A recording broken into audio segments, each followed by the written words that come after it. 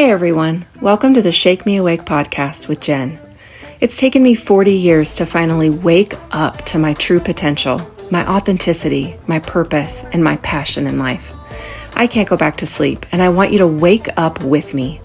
Every week we'll be talking about the journey of opening your eyes to the life you were meant to lead, how to show up as the real you in this one life we've been given, how to live more authentically, and how to find your true purpose instead of sleepwalking through life like so many of us are doing.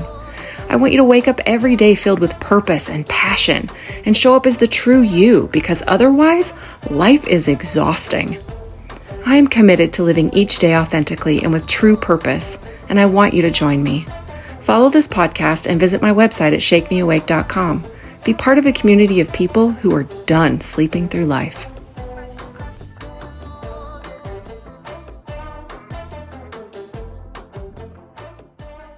I have a very special guest today on the podcast. He's someone I have known, well, my entire life. He's my father. His name is Randy Underwood, and obviously I know a lot about him. So why would I want to have him on my podcast? Well, we have a lot of similarities and a lot of things that, looking back, I can think have brought me to this moment in my life that I watched my dad experience also. He is an extremely intelligent, innovative, although humble man. And he had a lot of invention ideas and a lot of business ideas when I was growing up. And I watched him have these ideas and talk to my mom about them and make plans and write notes and, have visions of what that could look like for them for the future. And yet he stayed in the same job for 40 years, over 40 years. And I think that was really impactful to me growing up. My dad is an extremely loyal, hardworking man. And I wanted to talk to him about how that dichotomy worked for him of being this creative, entrepreneurial, visionary, innovative kind of person with all these ideas and thoughts and solutions to problems, and yet staying at the same company for so long because you're getting a pension at the end of it, and because it's financial stability and it's secure and it's safe. And I have done the exact same thing. I'm walking in his footsteps, and I'm at a point where, hence the podcast, I'm waking up to that's no longer serving me, and it's not how I want to continue going. And I just wanted to talk to my dad a little bit about that. And I hope you all enjoy this conversation. I hope something resonates with you. I hope it lights you up in some way. And at the end, I'll have my major takeaways. And as always, you can find the notes and any links to any of the things we talk about on my website at shakemeawake.com. How's it going? How are you doing today? Oh, we're great. We're in a great place. Amazing. And just enjoying the cooler weather and everything's gorgeous here. Awesome. Tell me what you guys are doing right now. We are at the Turkey Track Bluegrass Festival in Waldron, Arkansas, way out in the boonies with a whole bunch of other people in their campers. That sounds incredible. This is their 46th year of doing this. Wow, that is incredible. I am so glad that you guys get to do things like that now that you're sort of retired. We're really lucky to have an opportunity like this. Yes, that is incredible. And actually, that's one of the things that I love about you guys. And it's something that you've inspired me to want to make travel my priority. And, I've told you this before, Dad, but you and Mom did the most important thing you ever could have done for us as kids. And that was to travel with us and show us different things in the world and different parts of the world, and that the world is so much bigger than my tiny little corner of it. And so I think it's amazing that you guys are still doing that, and you've got your camper and you just get up and go wherever the wind takes you. Well, we started with you very early. I know you probably don't remember this, but when you were a week old, we loaded your little butt up and took you riding out in the mountains. Some people leave their kids with somebody and go do something. We loaded y'all up and took you with us. That could explain a little bit of my gypsy soul. So I've told you probably quite a bit about what I'm going through right now, which is having worked in the same company for 20 years, which is only less than half of how much time you spent at your company. And I'm already in a position where I'm really struggling with going to work every day and feeling like I've exceeded my ability to stay at this job and not seek out and start to live out some of the other things that I am wanting to do, some of the things I'm interested in, some of the business ideas that I have, and the product ideas and the inventions and all these kinds of things like this. And obviously, growing up with you, a mechanical engineer dad who also had a lot of ideas and is very creative and very innovative. And so I wanted to talk to you a little bit about, well, first of all, how long did you spend at your company and how did you manage to do twice as much time as I've done so far? Well, I'll have to admit, there were days that you just by this much I stayed. I thought about anything. Going back to driving a truck sounded good on some days. So every job is like that. I don't know if you listen to Mike, but he has some sayings about employees that stick with it when it really gets bad. That's what employers really value in someone is someone who doesn't bail on them. But yeah, I've actually been off and on as a contractor and an employee and fly through two different buyouts with the same company for 42 years now. And the company I originally worked with, that wasn't that unusual. At one time, they did a study and found that the average employee, this was Arkansas Western Gas, the one I originally went to work for, the average employee had been there 16 years and was 40 years old. At the time, I had been there 16 years and I was 40 years old.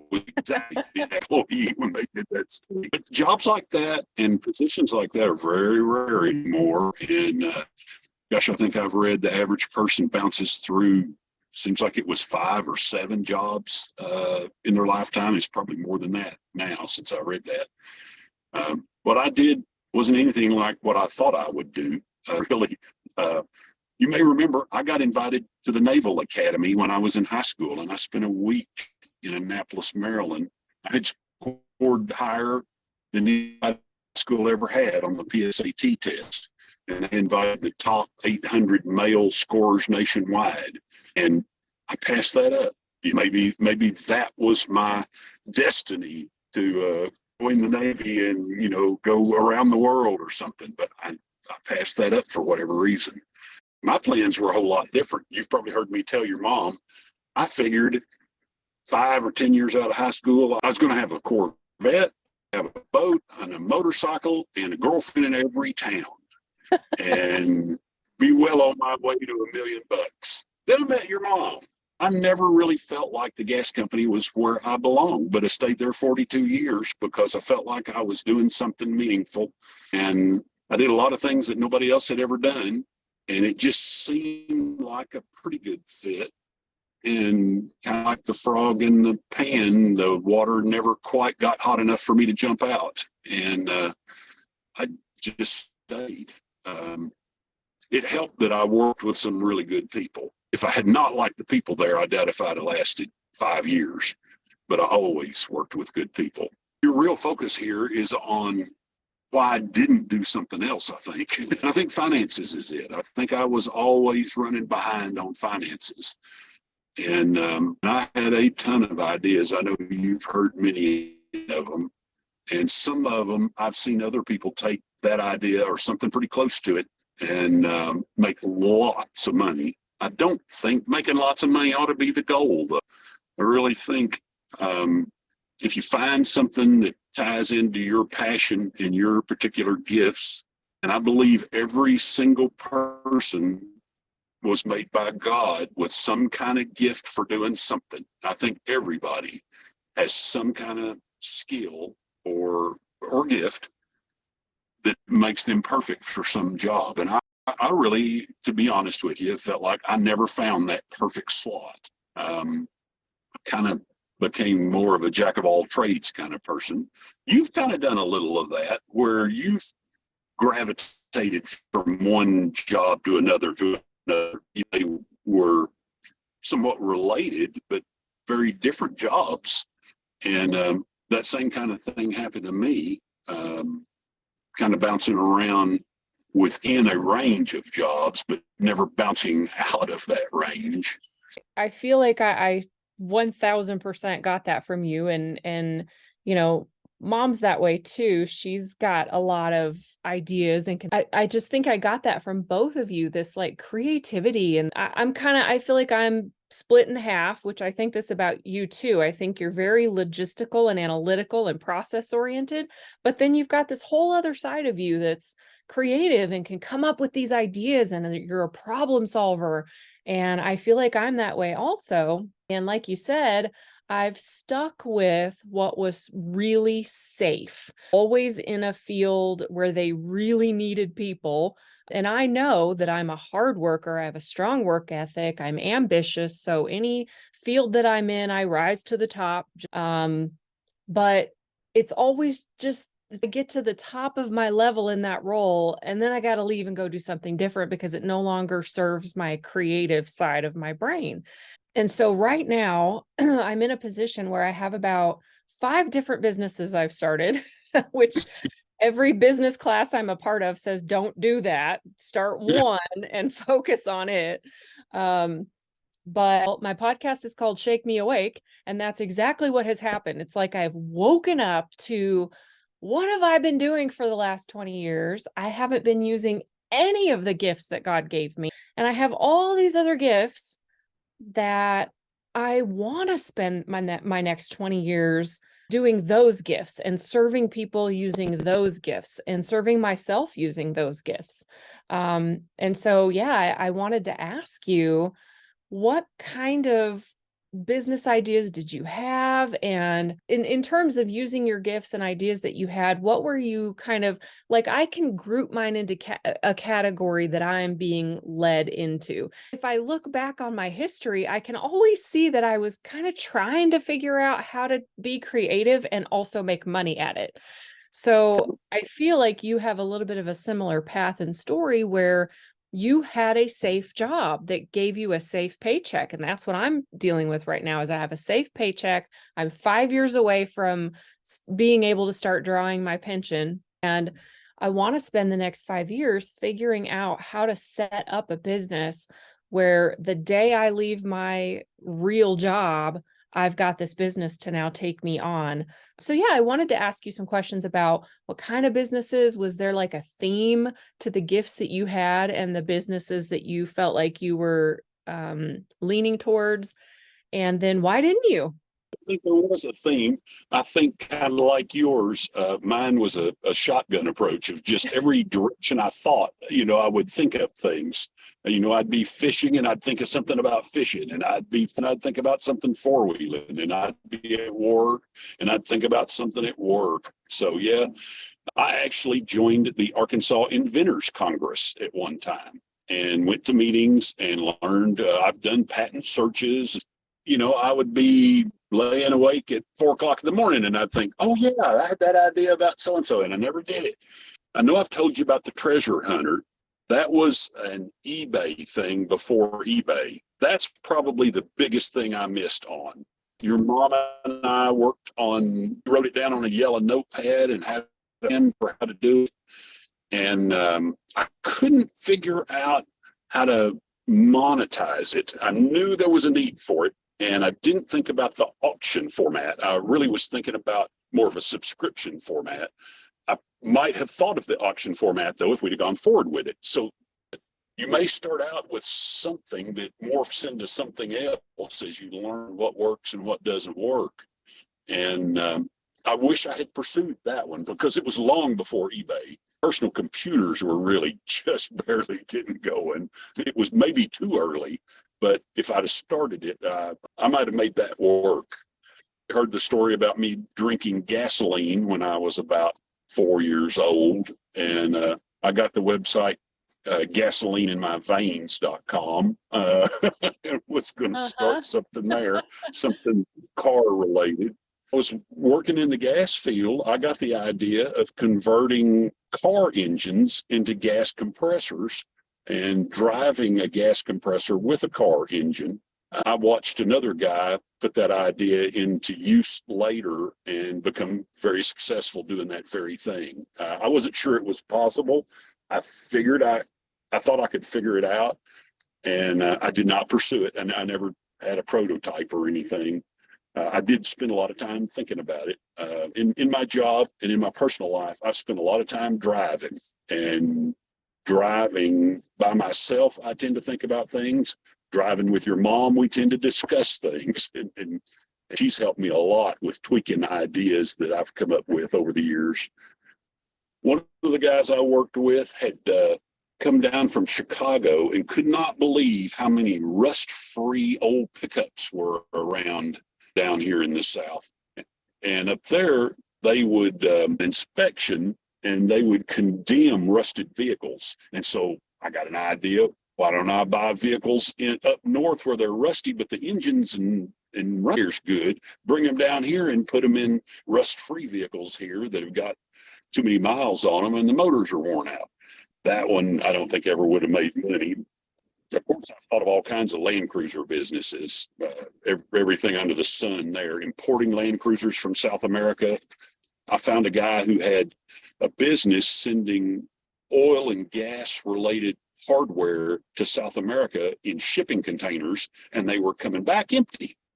And the idea was to buy Land Cruisers in South America, put them in the shipping containers that are coming back empty, and bring these Land Cruisers that you can't get in the U.S. back here, diesel and things like that, diesel engine Land Cruisers.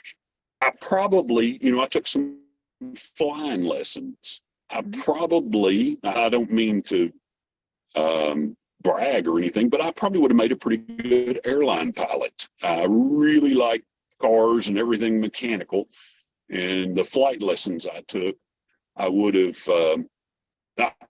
I think I would have really liked doing that, and I've wondered if maybe I shouldn't have been a pilot. I can see that. Naturally, yeah, I could have pretty naturally slid into being a race car driver. Yes, I could totally see that. And really understood the dynamics of cars at high speeds, and trying to get the best performance out of machines. And I don't know, I see things about race car drivers that don't understand all the things about the car they're driving. They're good at driving, but they're not good at the mechanics part of it, and telling their crews, maybe here's what it does, but I don't know why. I think I would have been really good about understanding.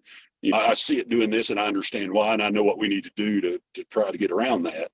So I don't know, I think about all those kind of things. I've thought of probably 50 YouTube channel topics that I could do. One thing I really like in the four-wheel driving stuff has exposed me to quite a bit of this. I like helping other people that are in a bind.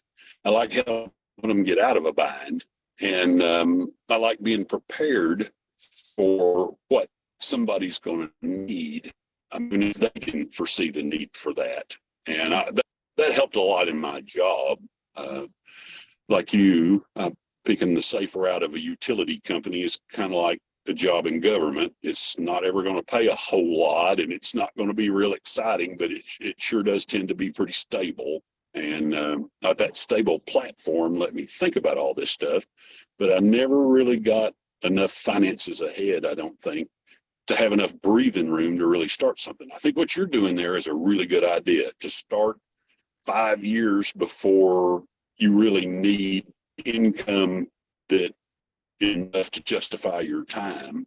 And I don't know, starting 5 things at once is not a bad idea, in my opinion. I've seen people who wondered what God wanted them to do.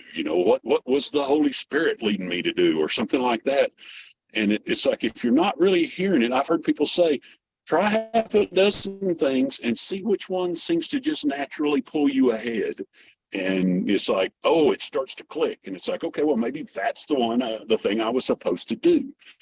And maybe that's what'll happen with you with multiple. And like we were talking before, any one of them could morph into something completely different. There's lots of famous stories about big companies that started out doing one thing and wound up with something else. But I really like helping people. One of the ideas I had was Roadside Angel. was to have some kind of business, sort of like AAA. It's something that was a little more advanced than that and a little more personal and local than that, but have local areas that would get set up to have somebody basically just running the road all the time, not waiting to be called, but just going down the road looking for people that had a flat tire, ran out of gas, or some lady's trying to change her tire in the rain with her kids in the car, and just be helpful. I never figured out how to really pay for that. All kinds of ideas. I thought about a hot shot business at one time. Do you know what that is?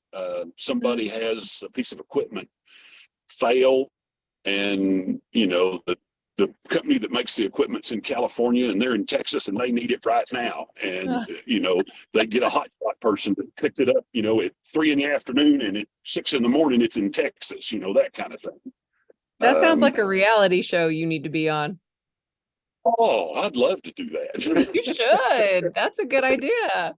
It's almost like an addiction. It's an obsession for me almost to think of so many different ideas that I don't know where to put my energy. And that's probably one of the things that led me to not do a lot of these, is not getting focused on something, to just keep shotgunning out these things and wasting my creative energy on the next idea rather than grab one and say, oh, all right, I got this one and I'm going to start working on it. So do you think that is a common problem for the term that I'm hearing now in all of this is multi-passionate, but I think what I'm hearing from you, and it actually made me just now kind of realize it, is I'm kind of just a perpetual problem solver. I love seeing something and thinking, how could I make it better? How could I make it serve people and help people? And so I'm just kind of always, so Dad, this will tie both of our problems into one package. I thought of the idea of having a website called The Idea Girl. And every time I have an idea, I just put it on the website, and maybe I don't know but then again, I don't know how to make money at it. So do I have a subscription? Do I advertise? Because I can't possibly move forward with all of these ideas, but somebody in the world should, because they're good ideas. And so if anybody's wanting to start a business, but their problem is they can't really think of a good idea for one, you and I can have an idea page. We'll sell you ideas. How can we make that work? Because apparently our problem is not coming up with the ideas. Exactly right. You're saying you see something that's being wasted or something that's a problem, something that needs solving. That you got that from me, I'm sure. I mean, as an engineer, that's really what engineers are, is problem solvers. Sometimes we're problem creators, but I have both of those qualities, and I would have been an engineer if I could have passed calculus. There's a lot of ideas you come up with that you think, man, this would be a great idea. And you go do a patent search and find out somebody did that 50 years ago. That doesn't mean it won't work, and you might also look and see, gosh, I see what they did wrong. They were thinking about this like an engineer, or they were thinking about this to solve a problem, but they weren't thinking about it from a marketing perspective. They weren't really seeing who their market was, or maybe it's too elaborate of a solution to that problem, and there's a simpler solution that might work. So those are not always dead ends. Ideas, go from great big, probably way too expensive millions of dollars to really, really mundane things that I don't know how you'd make money at all. That's exactly my business ideas range from just really small things that I just don't think I could make enough money doing, support my time doing it, to I have these ginormous visions of this giant company that I could have. So I do feel like I'm a problem solver, I'm a creative, I'm a visionary. But you talked a lot about, you've got all these ideas, and then there's just all these reasons that you don't move forward with one or the other. I'm not sure how to get it started, not sure how to monetize it. Is somebody else already doing it? Not sure the legalities, the logistics, the steps to take. And so that's kind of what I'm going through right now. Is I actually look at each of the businesses that I've started as a challenge to teach myself to get past whatever the obstacles and roadblocks have been that have kept me from starting one thing. So now I kind of look at it and I go, okay, one of them is an online store. Okay, I'm going to figure that out and forcing myself to figure out whatever obstacles and problems have kept me from starting something. And so that's a piece of it too. So another thing is I'm writing an ebook and I'm starting a digital course. I want to help other people get past whatever obstacles and roadblocks have kept them from starting one of their businesses or three of their businesses or whatever.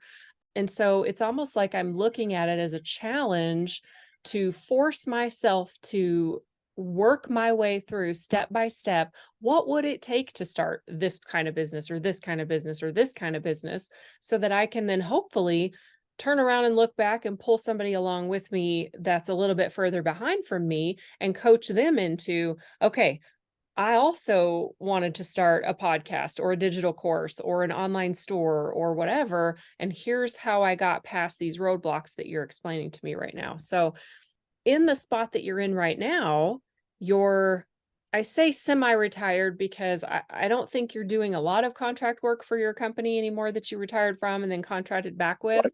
But I know you're doing some trading type of investment type of stuff. And so do you think that in the next 5 to 10 years, there's anything that you will actually sit down and focus on, or is that it? Is the investing something that you're going to work on over the next 5 to 10 years, or is there something else, or what are you thinking? I definitely think I will pursue something else. Like we were talking about here, I still have ideas popping in my head all the time. And podcasting is one thing that just keeps podcasting or a YouTube channel just is in the back of my mind and keeps coming around. And I see people doing things and I think, oh, I wouldn't do it like that. They're successful. I think I could do better, maybe. Uh-huh. But I don't know. Yeah. And a lot That's of one that of the just keys. to learn, I guess, from what you see others do that you think, oh, he shouldn't have done that. Then you see, I've watched several podcasts from podcasters that are talking about that I learned, that when I first started out, I was doing this and then I've realized I shouldn't. That's helpful. I don't know if I'll ever put the time into it because from what I have gathered, doing a YouTube channel, particularly, maybe not so much a podcast, but a YouTube channel, there's a good chance you're not going to really get any traction at all for maybe a year, to really start getting, unless you happen to have one that goes viral. And I've seen some YouTube, I guess some people describing their experience with YouTube, talking about, they just about gave up and then something goes viral and then they really take off and they get their feet on the ground figuring out what people like, what is worth watching to other people. Right. And I know you and I talked about, like with a podcast, you think, well, there's so many out there. Does the world need another podcast? But there are people who will watch something that are not watching what's out there now. Right. And it's just a difference in people, that what they're looking for is not there or they haven't found it. So I'd Exactly. encourage you to. Thank you. And I agree. I completely agree. There's millions of books, there's millions of movies, there's millions of TV shows. And, I don't watch a lot of TV, but every now and then a show comes along that I'm like, oh, okay, that I'll watch, that I'll sit down for. And it's exactly what you said. Maybe, Or what right, you're watching. right. There's an Yeah. audience for just about anything. There's people who are going to resonate with what I have to say. There's people who would resonate with what you have to say. Plus, you have a great voice for it. Like, the podcast groups that I've been in, there are some people that will get on the group and people will say, with that voice, you're doing the world a disservice by not being in podcasting. And that's how I feel about your voice. Oh, no, I can't judge that, but I do have people tell me that all the time. Well, and it's not even a joke about your looks. It's not like you've got a great look for radio. It's no, you actually have a great voice for radio. So I think a final question: is there anything you wish you would have done differently? Or like one thing that now you've talked about it some, you wish you would have pursued more? Yeah, I think I should have done something like what you're doing to follow through on something and make it go. And if it failed, then abandon it and go to something else rather than I did have a tendency and still do to see all the things that could go wrong with it and let that talk me out of doing one. And that may be a weakness of mine. I think the thing that stopped me from going further with these is the thing you're trying to get around and just to go through and get something started, and even if it fails, get through that and see if it works or not, and then if it fails, go on to something else. And at that point, you haven't really failed. You've learned something, and you're at a different place than you were before you started. So it's really not a failure until you stop trying. It's part of a learning process. You may fail your way to success. Okay, this is something we used to tease about at work. Some of us guys had been there a while. Is that some of the younger guys would come up and say, "Hey, I need to pick your brain about something." And we would tease and say, well, I may not know the right thing to do, but I know a bunch of things not to do. I could save you a lot of time. That may be the process of failing your way to success, and you shouldn't feel bad about it. But I did have a tendency to think up an idea and get excited about it, and then start thinking about the possible pitfalls and hurdles, and then let the reality check part of my brain talk me out of even trying. And maybe I would have figured out a way around that hurdle if I had gone through. So I wish that's probably the thing that I wish I had done more of, and that you're making me think about that right now, which will help me in the future, and maybe that'll help you to push through some of the obstacles you'll run onto. So I think the thing that I would look back on as the advice from what I've learned is to start doing something, even if it's not successful, because it may lead to something that is successful. Um, and I have found that having written goals helps a whole lot with that process. That once I write something down, my idea of what I was thinking of was flexible and would morph over days as I thought about it more. And if I didn't write it down, I wouldn't realize I had changed what I was thinking about a little bit. And maybe I was working some solutions out. And then maybe I got completely off track too. And so looking back, your mom and I have started doing this quite a bit, is writing down goals and then looking back on them. And then sometimes we'll find ourselves saying, oh, we're going to do X. And you've seen us do this, I'm sure. We're going to do X. And then next week or tomorrow, oh, we're going to do Y. And then later it's like, oh, I saw somebody doing Z. We ought to do that. And then if you do that several times and you look back at your written goals and you say, you know what, we keep flip flopping back and forth. Next time we choose Y, let's remember why we got away from Y the last time we chose it, but don't just keep going round and round and round. So I don't know. That's I think try something and follow it through to its logical conclusion. And if it doesn't work, you're at a higher plane to start the next thing. And with you doing 5 things at once, that should accelerate the process, even though it divides your limited time. I know you're really busy, but the best thing I've seen people do who have a good job but want to be self-employed is this transition thing you're talking about, is work something up till you're making about half what you make. And then you can kind of decide if you want to keep going with your other job or jump over into this, your part-time job. If you're making half your salary in your part-time job and you jump over to it, hopefully you can kick the income on up. And I think you were talking about having some kind of online ebook or some kind of course or something. Those work really well because they can continue to build and grow over time. It's I used to love listening to Paul Harvey's Rest of the Story, and they were great.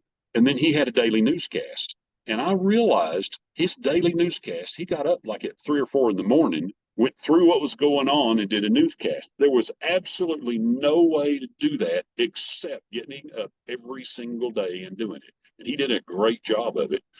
But it's like that's a one-shot deal. Everybody that listens to that on that day may like it, but nobody's ever going to listen to it again. If you do something that has timeless appeal, you can gain viewers or downloaders over a long period of time, and may build, and maybe somebody someday will reference it. Somebody who's really got a large following will reference what you've done, your YouTube channel, a particular video, a particular podcast, and they may they may be impressed by something you did or something, reference it, and then all of a sudden a bunch of their viewers come to your channel or your book or your course or whatever it is, and maybe you're off and running.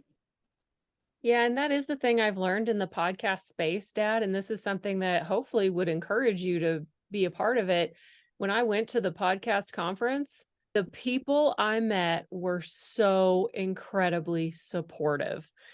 So I hope that that will help you maybe as you think about whether or not you want to do one. The technology stuff, I mean, we're so much better off now than we've ever been in the whole history of the universe to be able to figure that stuff out so quickly. There's no real gatekeepers anymore. It's not like you've got to buy the whole set of encyclopedias to understand how the world works anymore. It is literally at our fingertips. And so every problem I've had in the technology side of it, I've just Googled how to fix it. And there's millions of YouTube videos on how to upload it and how to edit it and how to do this and how to market it and how to make money at it and all those things. So there's nothing stopping us where we can say, well, I just can't fill in the blank. There's nothing. It's my own excuses if I don't move forward with it. And so that's kind of where I'm at right now, is like, the time's gonna pass. And so 5 years from now, I want to look back and see exactly what you just said with the notebooks and writing down. Mine's on a Trello board or whatever nowadays, but I want to look back and be able to say, these are all the things I did over the last 5 years to get me where I am right now. And it may look, and I kind of hope it does look, completely different than what I'm envisioning right now, but that's okay, because something that one of my mentors says is clarity comes from action. And you've brought that up a couple times too, where you've said, maybe if I'd have done it, I'd have figured it out along the way. And I think that is exactly such a critical point to you over the next 5 years or however long, is clarity comes from action. It absolutely, you'll figure it out. And it may look completely different than what you thought it was going to start looking like, or what you started out to make it look like. And that's okay too. It's like they say, it's the journey. So yeah, I'm super excited. And I hope that us having this conversation has helped inspire you a little bit to make you want to sit down and pick a thing or two things. I don't recommend 5. But I will say, you said I'm busy, and I am, I have a full-time job. I have 2 teenagers. One's pretty much kind of on his own now. I don't really do a whole lot with him except for worry and look at his Life 360 all the time to see where he's at. But he's pretty self-sufficient. But I have noticed that taking my spare energy and using it to do these creative endeavors, I have more energy when I sit down to work on my businesses than I have ever had in my life. That's when you're keying into your passion. That's your sign there that you're doing the right thing. So just know that even if you just pick 2, you will be able to find the time and the energy, because you're so excited, have so much energy to spend. And I normally am in bed by like 8:30, but I've been staying up till 11 o'clock at night because I've got these ideas in my head and I can't stop it. And, you have always inspired me. That's why I wanted to sit down and talk to you, because I 1000% believe that all my ideas came from you. So thanks for that. I hope I haven't encouraged you with your natural ability to do this kind of stuff. You have a creative side that goes way beyond anything that I've ever done. So there's no doubt that what we're seeing there is Jennifer. it's Well, I don't know. It's an Underwood extension somehow. I tell you, I can see one thing you're talking about there, that getting getting started on something else at 8:30 or 9 o'clock at night and still be going at 11. Boy, that did come for me, I'm afraid. I have a real problem with that, trying to shut down and stop. You're absolutely right that I think that's when you can tell you are in your passion, you are in your zone, you're using the gifts that God gave you. I think that's my sign. Well, I remember somebody famous said that if you find a job you love and you may have to create that yourself, then you never have to work a day in your life.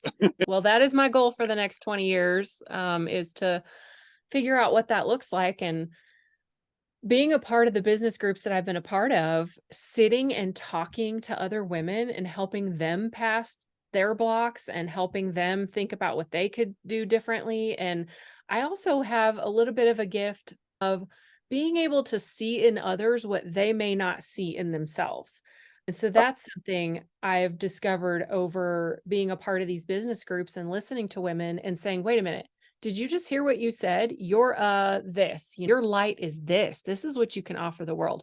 And they're like, oh no, but that's just, that's something kind of silly and that's not really anything, whatever. And I'm like, no, that is a gift to the world. Another thing that got me thinking about that is my kids. I want my kids to use their gifts and feel this kind of passion about their life every single day.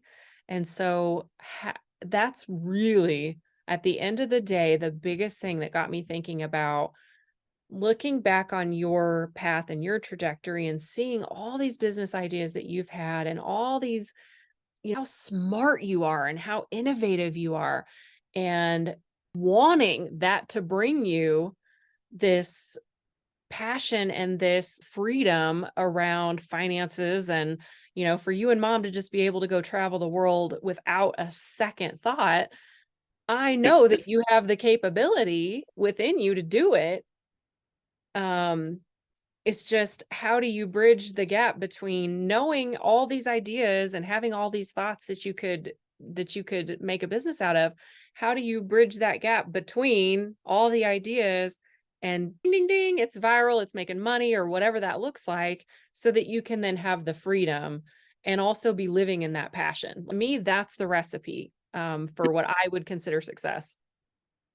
Yeah, no, I agree with you totally there. And somehow, and I have a problem with this, somehow breaking away from taking out the trash and painting the house and changing the oil in the car, you've got to get to doing these things where your passion is and not get consumed by all these other things that are mundane and pull you away. But so I've told your mom, when you die, do you want somebody to write on your tombstone, boy, he had a nice yard? I don't spend all my time mowing the yard. That's so true, Dad. And honestly, gosh, if nothing else, I hope this call inspires you to look at it that way, because it is a waste of life and energy and time to focus on things that aren't, at the end of the day, what I want to spend my time doing, or what I want anybody to remember about me, that I had a nice yard. You've been to my house. Our yard is crap. Our whole house is, built in the 70s and needs lots of work. I have a couple flowers because we live in an HOA, but I think this has been helpful to me. I hope it's been a little bit helpful to you. definitely, it definitely has. I hope it's made you think about wanting to start a podcast or a YouTube channel. I think you would be fantastic at it. And a year's going to go by anyway. That's all right. I really, really, really appreciate you doing this with me. Hey everyone. I just want to thank you so much for joining me on this podcast. Make sure to follow or subscribe on your favorite podcast platforms so you get notified of new episodes. Also, follow me on Facebook, Instagram, and sign up for my newsletter at shakemeawake.com. I hope you'll tune in again.